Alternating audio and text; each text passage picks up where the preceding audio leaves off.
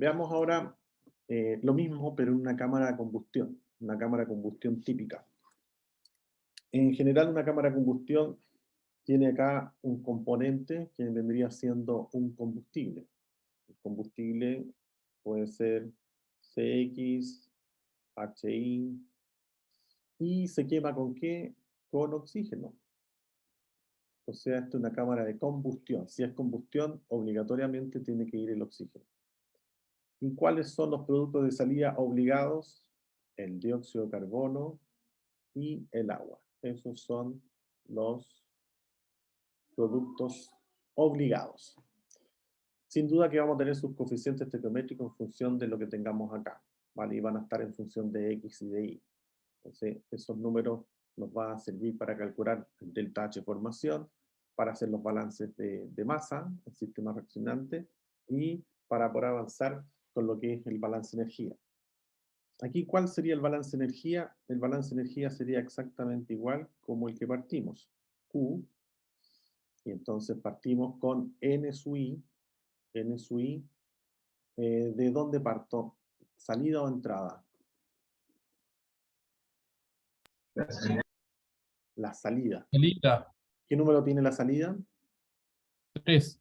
Entonces tendría que poner N sub I3 y ahí levanto integral de Cp en dt. Y parto de una temperatura referencia, que la voy a establecer arbitrariamente en 25, y la llevo a la temperatura 3. ¿Ustedes ven más salidas en este reactor? No. No, entonces se acabó, fin. Ya avanzamos con los productos. Y ahora voy a los reactantes. Y en los reactantes, o en entradas, yo prefiero, desde cuando tengamos reactores, seguir con el concepto de salida menos entrada, porque hay veces en que las entradas, no todo lo que entra reacciona, y ahí por ahí la gente se empieza a confundir, y que no eran solamente los reactantes, no, es toda la entrada. Y la salida, no, es toda la salida. Entonces, mejor quedarse siempre como salida menos en la entrada. A pesar de que hay autores que establecen enfáticamente que es productos menos reactantes, o sea, delta H los productos menos delta H los reactantes. El riesgo que tiene ocupar el concepto es que se le olvide incluir todas las entradas. ¿Sí? Es el único detalle. Pero si usted lo tiene claro, manténgalo como delta H producto menos delta H reactante, también es válido. Y aquí tengo que irme por orden. Entonces parto con el primero.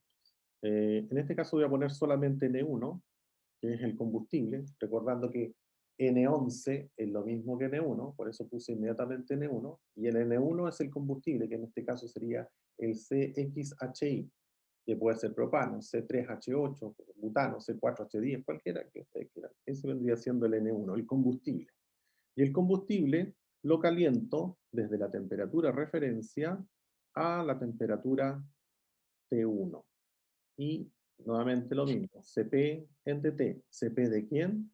Del combustible. Tengo que buscar el Cp del combustible y multiplicarlo por los moles. Y luego aquí sigo restando porque es reactantes, o es entrada, mejor dicho, mejor la entrada. Y aquí hay dos compuestos en la entrada. Los compuestos típicos son, si estamos utilizando una cámara de combustión, necesito oxígeno para poder generar la combustión. El oxígeno en tubo o el oxígeno que se distribuye no es barato, entonces el aire sí está disponible, basta un compresor y tengo aire, entonces trabajo con aire. Entonces cuando veo 2 y 3, entiendo que el 2 corresponde al oxígeno, 21% presencia, y el restante sería el de nitrógeno, 79% nitrógeno. Entonces tendría que necesariamente poner N sub I, porque son más de 1, en la corriente 2, N sub I en la 2, integral de la misma temperatura referencia, esto nunca cambia, a la temperatura 2. Temperatura 2. Y esto sigue siendo Cp en dt. Fin. Y ahora, en esta parte, recuerden que hasta ahí llegamos con el delta H. Delta H de la salida menos delta H la entrada. Eso lo hicimos a la perfección. Y ahora debemos agregarle más R, que es el R de la coordenada de reacción, de la reacción que tenemos ahí arriba, con el delta H de formación, en estado puro. Ese vendría siendo el balance.